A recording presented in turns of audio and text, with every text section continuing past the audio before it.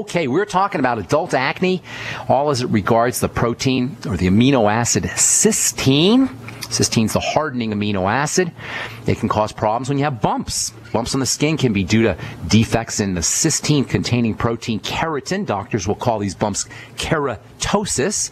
Sometimes they'll call them milia. We'll call them just bumps on the skin. They're associated with adult acne, really all acne. Adult acne or any acne is not a bacterial issue. This is a myth, one of the greatest canards in all of dermatology and all of medicine, medical mythology at its best. That acne is a bacterial issue. You take an antibiotic, you use bacteria, you use antibacterial products like Proactive to kill acne bacteria, and your acne goes away. Not true, peoples.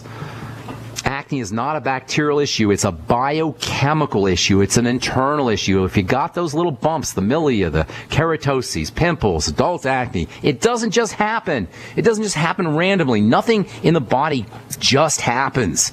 You can use topical products like Proactive or retinoic acid or Retin A, and maybe you'll get some improvement in the formation of those bumps. But the keratoses and the milia have a cause. They're not random. To truly address skin bumps, you got to know what exactly they are.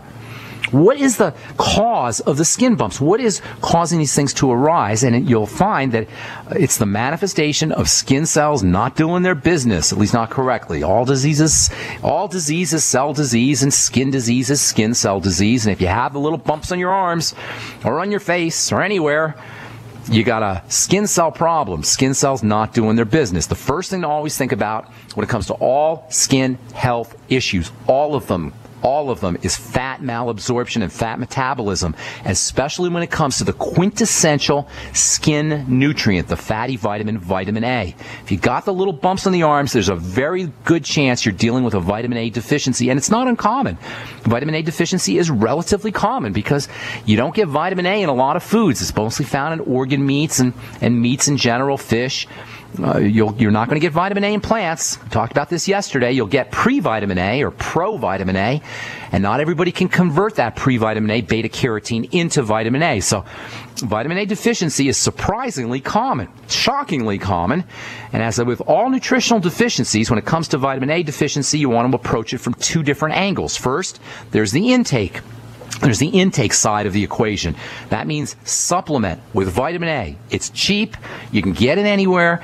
20,000 international units is a good place to be. It's about 1 or 2 capsules, depending on if you're buying the 10,000 IU version or the 20,000 IU version. You can even get a 25,000 IU version. Take one a day. It's non-toxic, no matter what you might have heard. It's non-toxic. Even if you're pregnant, you need vitamin A. Your fetus needs vitamin A. One of the dumbest things you hear from doctors, and you hear a lot of dumb things from doctors, but one of the dumbest things is when they tell pregnant women not to take vitamin A. Stupidity. Developing fetuses need vitamin A just as much or more than we do. To deprive you and your baby, your developing baby, of vitamin A is pure lunacy. You need vitamin A, your fetus needs vitamin A, your skin needs vitamin A, your eyes need vitamin A, your liver needs vitamin A, your bones need vitamin A, your entire body needs this stuff, and it's not very available in foods. So it's a good idea to supplement. If you have keratoses, those bumps on your arms or anywhere in your body really bad, you may want to take 30,000 IU of vitamin A for a couple of days or maybe a week or so. Load up on the stuff. And vitamin A and D work together. Vitamin A and D are colleagues. They're partners. So you want to make sure you're getting some sun exposure. And if that's not possible, if you live in Portland or Seattle or Syracuse, New York or Detroit, and you're in the wintertime, you may want to make sure that you're supplementing with maybe 5,000 IU or so of vitamin D3. Keep in mind, the kind of vitamin D that our skin is making is much more effective than supplemental vitamin D. The kind of vitamin D that we get from the sun is a much more potent and effective form of vitamin D than even food vitamin D for that matter. So the best way to get your vitamin D, if you're taking vitamin A and you want to throw in some vitamin D, the best way to do it is get some sun. If you can't get some sun, then probably supplementing is the way to go. You'll get vitamin D in most fish oil products, and the Ultimate EFAs also have some vitamin D too. Then you want to approach your deficiency state, not just the intake of fats and fatty vitamins as one side of the equation, but the other side of the equation, which is absorption of nutrients, is also important. In the world of nutrition, as we've said so many times on this program, it's not just what you take, It's what you absorb. So in addition to supplementing, you also want to make sure that you're helping your body absorb fats. The Bioluminescence Probiotics. This is one of the great benefits of a good probiotic supplement like the Bioluminescence, my favorite probiotic supplement. This is one of the great understated, underappreciated benefits of a probiotic supplement. Gut bacteria, probiotics help your body process fats. So important. If you're dealing with fat malabsorption issues, you've had a gallbladder removed, liver problem, bile problems, etc., get yourself on the Bioluminescence. Pancreatin is a great digestive enzyme kind of product. It's made from pancreatic extract. The pancreas is important for fat absorption. You can use bile salts, the ultimate enzymes, and there's another really neat supplement, dietary supplement that can help you absorb fats. I'll tell you what that is when we come back from our break. I'm Pharmacist Ben. You're listening to The Bright Side on the Genesis Communication Network. We'll be back right after this. Okay, so if you have fat malabsorption issues, and 30% of Americans do, if you've got a liver problem, if you've had your gallbladder removed, if you have a history of gallstones, all of these may mean that you're not going to be absorbing your fats and fatty vitamins effectively, and that can wreak havoc on your skin. The skin is very receptive to fatty vitamins. Fatty vitamins like vitamin A and vitamin E and vitamin D and essential fatty acids are super important for skin health. And in fact, if you have any skin problem, especially bumps or pimples or acne or eczema or psoriasis, step number one is to focus on fats and fatty vitamins and their absorption. You can supplement with vitamin A. You should be supplementing with vitamin A. We should all be supplementing with vitamin A no matter what, because it's difficult to find in food, especially if you have a skin problem. But you also want to approach absorption, the fat absorption process. And we talked about probiotics before we went to the break. Bioluminescence is a wonderful probiotic. You can use pancreatic enzymes. Using the ultimate enzymes from Youngevity can be helpful after all your meals.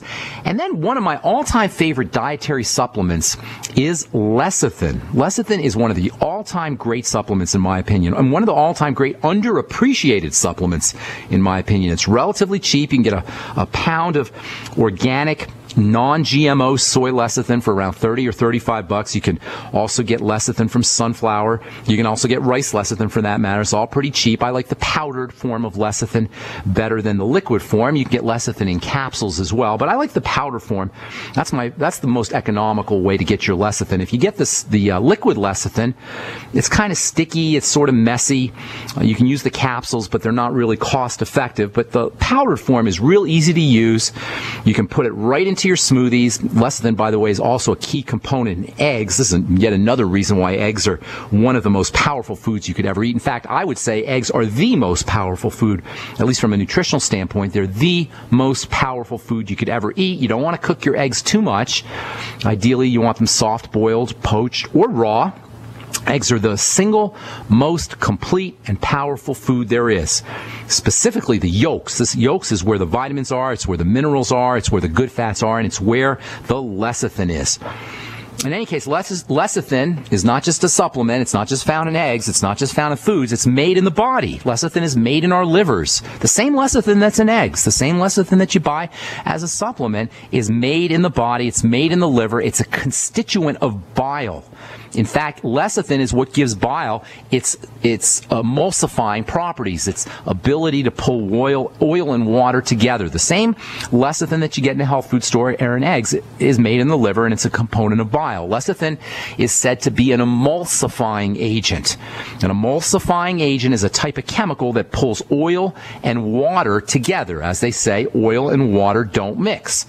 Oil has a different chemical constituency than water, and if you mix oil and water or put oil and water together, the oil will rise to the top. You've all seen this. The oil rises to the top and the water stays on the bottom. But if you throw a little bit of lecithin in there and stir it around, it all blends together. That's called an emulsion, and lecithin is thus said to be an emulsifying agent. So you stick some lecithin in with your oil, it combines with the water, and everything mixes together. This is really, really important inside the body. It helps turn vitamin A. Lecithin can help turn vitamin A and all your fatty nutrients, your essential fats and fatty vitamins and fatty nutrients that are found in vegetables and plants.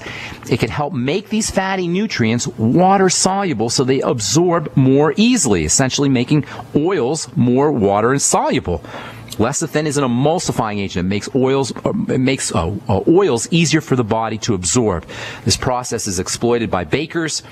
It can make lecithin into an invaluable cooking tool, making butter and oil blend in nicely with water if you're baking a cake, for example. If you add an egg to your protein smoothie or a couple eggs to your protein smoothie in the morning, the same thing will happen in your smoothie. So if you add, say you're using coconut oil or hemp seed oil or flaxseed oil or Udo's blend in your smoothie, the Udo's blend will blend in, or the lecithin, or the coconut oil, or the hemp seed oil, whatever kind of oil you're using, will blend into the water part of your smoothie much more effectively if you add a little lecithin. Under ordinary circumstances, the oils and the water in your smoothie aren't going to blend together very well, although if you're stirring them and blending them, you'll get a temporary emulsion. But over time, that thing will separate out. That temporary emulsion will split up. But if you add an egg or two to your smoothie, not only are you going to get all the nutritional value from the egg, not only are you going to up the protein value, get more minerals and vitamins from your smoothie, but you'll also get a nice, smooth, creamy texture as the egg allows the oils to blend in with the water. And even more importantly,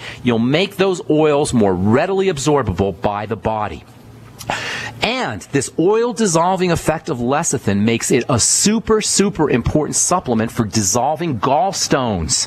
If you have a history of gallstones, if you have any kind of gallbladder problems or bile problems or liver problems, using lecithin can help keep cholesterol dissolved in the blood much more effectively. One of the reasons why we get gallstones is because cholesterol starts to precipitate out of the liquid part of the body, and it can clog up in the gallbladder. But if you have lecithin in your system, if you're supplementing with lecithin, or if you're making enough lecithin, that cholesterol can stay dissolved, can stay liquid, and you're not going to get the gallstones. Gallstones are caused by sticky, sludgy bile. Gallstones are caused by bile that doesn't have enough lecithin, but if you're using lecithin, and if you're taking bile salts as a supplement, you can help keep that cholesterol in solution and prevent gallstones and not have to deal with physicians or medical procedures, and even save your gallbladder. Doctors think it's all good and well to remove the gallbladder because you have gallstones, as if the gallbladder doesn't really matter. Well, I'm telling you, folks, the gallbladder matters. It matters big time.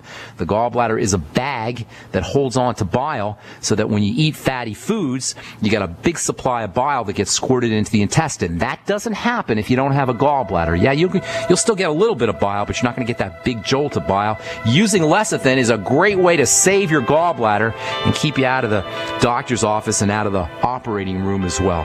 All right, I'm Pharmacist Ben. Got so much more to say. I'm going to give you some tips on how you can use lecithin in cooking. We'll probably do that tomorrow. We'll take your phone calls when we come back from our break. I'm Pharmacist Ben. 855-660-4261 is our number. We'll be back right after this. Back to the bright side. I'm Pharmacist Ben. Tomorrow we'll continue talking about fat malabsorption as it regards adult acne and as it regards milia, those little bumps that form on the skin. They especially form, by the way, when you have a gallbladder taken out. Surprise, surprise. That's one of the first things that happens when a gallbladder gets taken out, is you start to get those little bumps on the skin. That's because those little bumps are are associated with problems with fat absorption, and having a gallbladder out is a great way to mess up your body's ability to absorb fats. Anyway, we'll talk about that tomorrow. And we'll continue talking about lecithin. I'll give you some tips on how you can use lecithin. Hint, hint, I'll tell you how you can use lecithin to help keep your skin from burning in the sun. We'll talk about that tomorrow as we continue our discussion on cysteine, keratin, skin health, and proteins in general on the bright side.